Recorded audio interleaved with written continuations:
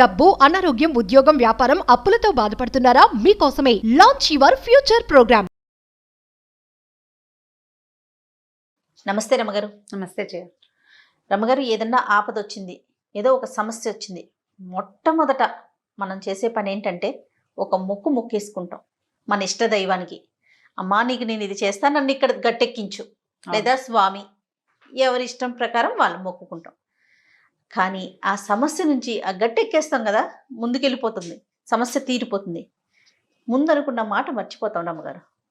సరేలే అంటే మర్చిపోకపోయినా చేద్దాంలే, ఇప్పుడు అంత తొందర ఏముంది, దాన్ని ఇంకా అసలు పక్కన పెట్టేస్తాం. అలా మొక్కులు తీర్చుకోకపోతే, లేకుంటే కొంత ఆలస్యం చేస్తే ఏమైనా ఇబ్బందులు ఉంటాయి అంటారా? మనం అందరం సత్యనారాయణ వ్రతాలు చేసుకుంటాం. అవును. సత్యనారాయణ వ్రత కథ ఇదే కదా. ఓ మొక్కటం, దాన్ని తీర్చపోవటం, ఆ తర్వాత చేద్దాం, ఇప్పుడు చేద్దాం, అప్పుడు చేద్దాం, డబ్బులు వచ్చాక చేద్దాం, లేకపోతే పని తీరాక చేద్దాం, ఏదో పిల్ల పెళ్ళప్పుడు చేద్దాం. పిల్ల పెళ్ళిలో మర్చిపోయారు, పెళ్ళైన తర్వాత మర్చిపోయారు. మర్చిపోతే ఏం జరుగుతుందో ఆ కథలో చెప్తారు. ఇలా జరుగుతుందా, దేవుడు ఇట్లా పగ తీర్చుకుంటాడా అని ప్రశ్నలు వేయకూడదు. నువ్వు ప్రధానంగా నీకు మాట మీద నిలబడే గుణమేది? నువ్వు దేవుడికి ఇచ్చిన మాటే నిలబెట్టవు, ఇక మనుషులు లెక్క ఉంటారు నీకు? నన్నే అంతే కదా. మనిషికి భగవంతుడికి ఇచ్చిన మాటే నిలబెట్టుకునే గుణం లేకపోతే ఇక ప్రపంచంలో ఎవరికి జవాబుదారీవి? నువ్వు ఎవరికి జవాబుదారీవి కాదు. నిన్ను జవాబుదారీతనాన్ని నీకు నేర్పించడం కోసమే మొక్కిన మొక్కు తీర్చకపోతే కొంప మునిగిపోతుంది, నెత్తడి చేస్తుంది, పళ్ళు రాలిపోతాయి అని చెప్పారు. ఇన్ని చెప్పారా రమ్మగారు? చెప్పలేదు మరి. వాడు చూడు, ఆ కథలో మనం ఏం చేస్తాం, సాధువు ఓసారి అరెస్ట్ అయిపోతాడు, ఓసారి నదిలో పడవలో ఉన్నవన్నీ రక్తరాశులన్నీ ఇవైపోయి ఆకులైపోతాయి, పడవ మునిగిపోతుంది అల్లుడితో సహా. ఎన్నొచ్చినాయి ఇబ్బందులు. మరి ఇవన్నీ అవి కాదు. మొక్కు అంటే ఏంటంటే మనం ఒక మాట ఇచ్చాం, ఈ ఆపద గట్టెక్కిచ్చు, నేను నీకు ఇది చేస్తాను. ఏం నువ్వు కొట్టే 10 కొబ్బరికాయలు, మీరు చేయించే కేజీ బెల్ల పానకము, లేకపోతే నువ్వు పెట్టే 5 కేజీల పులిహోర, నీ జుట్టు, అవి కావాలా దేవుడికి? అదే కదా. అసలు నీకెక్కడవి అవి? దేవుడు కాదు ఇవన్నీ, ఆయన ఇచ్చినవే కదా. సమస్తము భగవంతుడిదే, భగవద్విభూతి ప్రపంచం. ఆయన యొక్క శక్తే నీ మెళ్ళో నగ, నీ నెత్తి మీద ఉన్న జుట్టు, నీ వేలుకున్న ఉంగరం, నీ బతుకు, నీ ప్రాణం భగవంతుడు ఇచ్చింది. ఇక్కడ ఏది నాది కాదే, ఏది నాది కాదు. శరీరం నేను అని భావించేది కూడా మనది కాదు. అది ఏ క్షణాన మనది కాకుండా పోతుందో మనకి తెలీదు. అంతే, ఈ క్షణమే మనది. ఆ మనది అంటే నువ్వు చేసుకున్న మంచి ఏదైనా ఉందా, నువ్వు నిలబెట్టుకున్న మాట ఏదైనా ఉందా, నువ్వు చేసిన పూజ, నువ్వు చేసిన దానం, నువ్వు నిలబెట్టుకున్న మాట, నీ సత్ప్రవర్తన, అవి నీవి.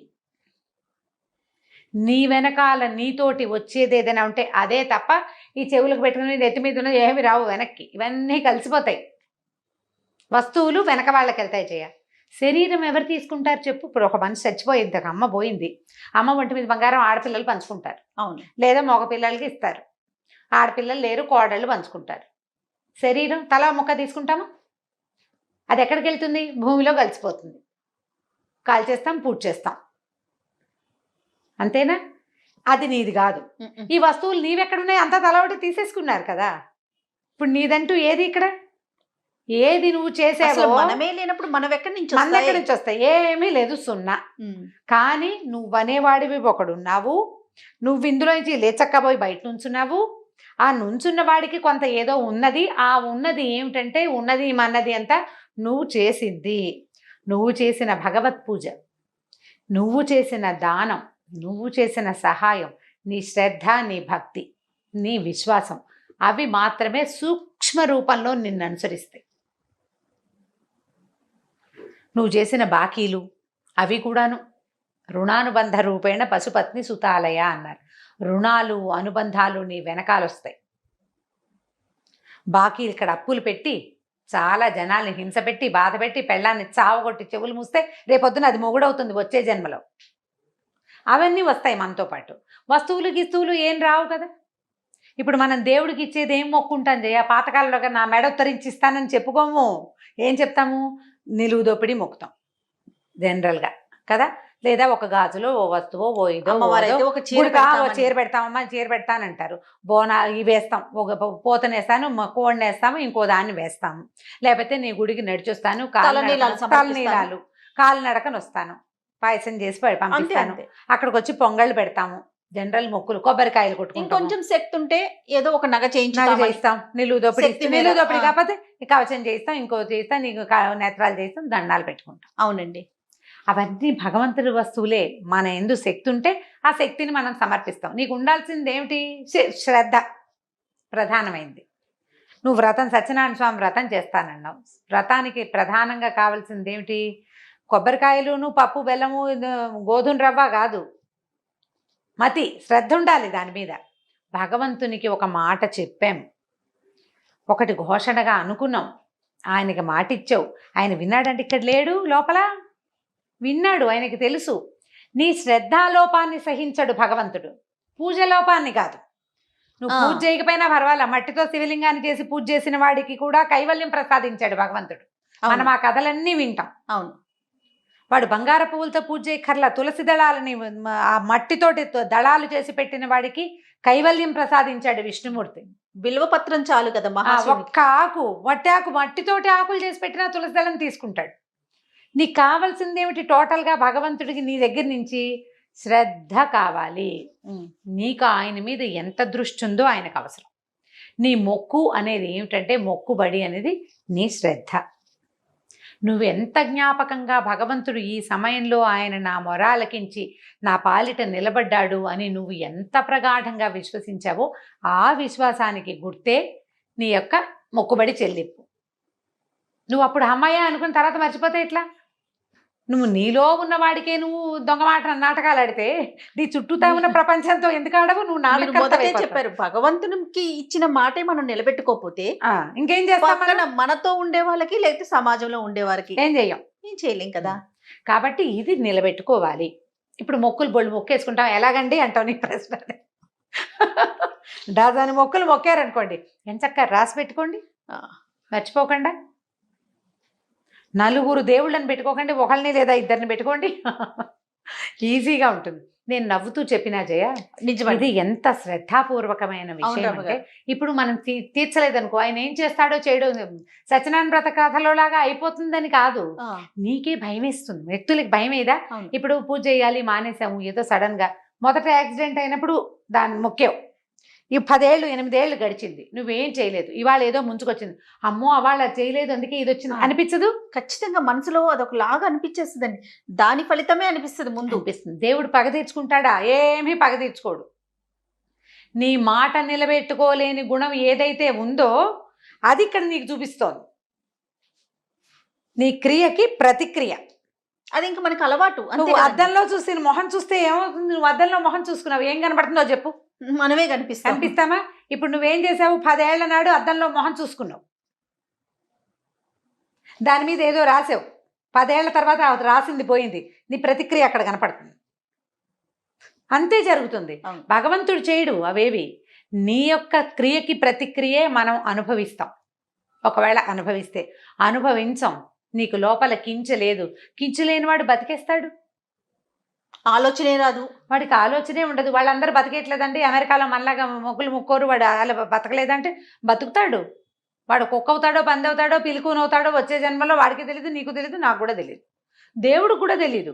ఆయన ఈ జంజాటంలో పడ్డావు. నిన్ను పుట్టించే ప్రయత్నం ఆయన ఏం చేయడు, నిన్ను పుట్టించే ప్రయత్నం మనమే చేసుకుంటాం. మనని పుట్టించేది ఇప్పుడు నువ్వు చేసిన సత్కర్మ కుకర్మాల ఫలితమే రేపు నీ మరుసటి జన్మ. ఇవాల్టి నీ జన్మ నీ ముందటి జన్మ తాలూకు ఫలితం. ఇప్పుడు నువ్వు చేసిందే నీ తర్వాత వస్తుంది. ఇది నువ్వు నమ్మితే అప్పుడే నువ్వు మొక్కుతావు. దీని మీద నీకు నమ్మకం లేదనుకో, నువ్వు అసలు మొక్కవు, నీకు ప్రశ్నే లేదు. అంతే. ఈ తర్వాత పుడతాము, ముందు ఒక జన్మ ఎత్తాము, ఇప్పుడు మనం మధ్యలో ఉన్నాము అన్న ఊహ నీకు లేదనుకో, పైన ఒకడు ఉన్నాడు అనే ఆలోచనే లేకపోతే ఇంకేముంది? అసలు మొక్కులే లేదు. అంతా నేను నా ఇష్టం నేనే అని భావిస్తాం. ఈ నేనే అని భావించేవాడు కూడా ప్రతివాడు లోపల ఏదో ఒక రోజున దేవుడా నాకేమిట్రా ఈ సమస్య అనుకోకుండా ఉండలేడు. God please help me, please save me అనకుండా ప్రపంచానికి వినపడినివ్వడు. వాడి లోపల వాడికి తెలుసు, వాడికి సహాయం అవసరం అవుతోంది అనే సంగతి వాడి లోపల వాడికి ఖచ్చితంగా తెలుసు. అవును. వాడికి హెల్ప్ని పంపిస్తాడు. అడిగిన వాడికే చేస్తాడు దేవుడు, అడగని వాడికి చేయడని అనుకోవద్దు అసలు. అడక్కపోయినా చేస్తాడు. అందుకే దేవుడు కదా. అందుకే కదా భగవంతుడు అనేది. మొక్కినప్పుడు జ్ఞాపకంగా రాసి పెట్టుకోండి. టూ మెనీ మొక్కులు పెట్టుకోపోకండి. తీర్చకపోతే భయం ఇస్తుందమ్మా. భయపడ్డం ఎందుకు? భగవంతుడి పట్ల భక్తి ఉండాలి. దాన్ని భయం దాని వెనకాలే ఉంటుంది, నీడలాగా భక్తి వెనకాల. చేయకపోతే తప్పు అనే భావన, అంతేగాని కొంప మునిగిపోతుంది అనుకోవద్దు. కొంప కాదు మునిగేది, నీకు లోపల కించగా ఉంటుంది. నేను చేయవలసిన పనిని చేయలేదన్న భావన నిన్ను బాధిస్తుంది. అందులోకి వెళ్ళద్దు. ఏదైనా పరానా సందర్భంలో భర్తకు అనారోగ్యం, పిల్లలకి ఏదైనా దెబ్బలు తగిలినాయి, లేదా చదువులు పూర్తి కావట్లేదు, నీకేదో ఇబ్బంది, నీకే మానసికమైన ఇబ్బంది ఉంటాయి కదా, ఒక లిస్ట్ రాసుకో. అది ఆ దేవుడి మందిరం దగ్గర పెట్టు. ఒకటి నువ్వు అనుకున్న పనులు ఒకటి అయ్యాక దాంట్లో ఒక టిక్కు పెట్టుకో. కొత్త మొక్కులు యాడ్ అయితే ఆ కాగితం మీదే రాసుకో లిస్ట్ లాగా. అప్పుడు మొక్కులు చేసేయద్దు, ఏమవ్వదు. ఇప్పుడు ఏం చేయాలి? పాత మొక్కులు తీరకనే ఇంకో కొత్త మొక్కు మొక్కుకోవాల్సి వస్తే పాత మొక్కును జ్ఞాపకం చేసుకుని అదే తీరుస్తాను ఇంకోసారి దండం పెట్టుకో. అతిగా మొక్కులు మొక్కైపోక మన పరిస్థితులను బట్టి మన వీళ్ళను బట్టి మొక్కుకోవాలి. అది కూడా ప్రధానం కదా. అది కూడా ప్రధానం. మొక్కుల్లో సులువుగా మొక్కుకోవచ్చు, సులువైన మొక్కులు మొక్కచ్చు. ఒకవేళ అలా దేవుడికి దండం పెట్టుకోదలిస్తే మనం ఈజీగా చేయగలిగే. ఎలా అండి? 4 చెప్తాను నేను నా స్టైలు. నీకు చాలా ఇబ్బందిగా ఉంది, నలుగురికి అన్నం పెడతానని దండం పెట్టుకో. 10 మందికి వంట చేసి పెడతాను నేనే స్వయంగా. నేను కష్టపడింది, నేను స్వయంగా కష్టపడిన 10 రూపాయలు ఎవరికైనా దానం చేస్తాను. మా ఆయన జేబులోంచి కాదు, అందుకే నేను అని చెప్తాను. అక్కడి నుంచి ఇప్పుడు కొంతకాలం పాటు దేవుడి కోసం ఫలానా వస్తువు తినను, అన్నం మానేస్తానని మొక్కోకనమ్మ, మీ పుణ్యం ఉంటుంది.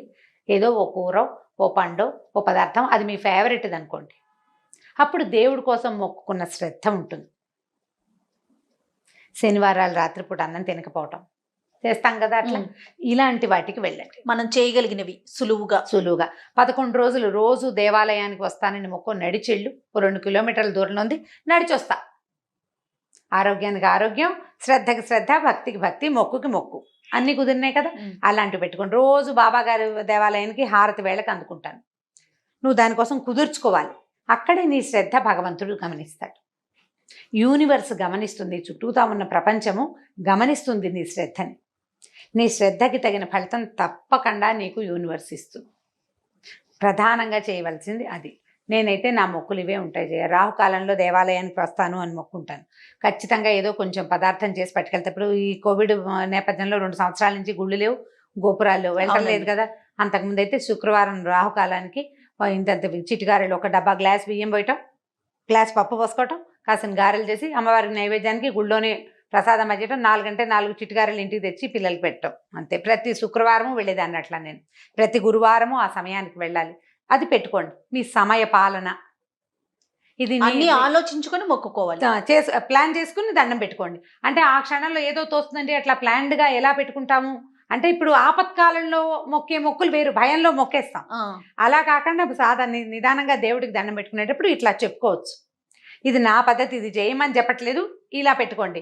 ఇందులో మన శక్తియుక్తులు, సమయము, డబ్బు, మన దగ్గర మన ఆర్థిక పరిస్థితి, మనకి ఇతరత్ర సహాయపడే అవకాశాలు జనాలు ఉన్నాయా లేదా, అవి ఆలోచించుకుని ప్లాన్ చేసుకోండి. శక్తికి మించిన మొక్కులు మొక్కేసి అవి తీర్చకపోతే దేవుడు నెత్తని చేస్తాడని భయపడుతూ భక్తిగా ఉండకండి.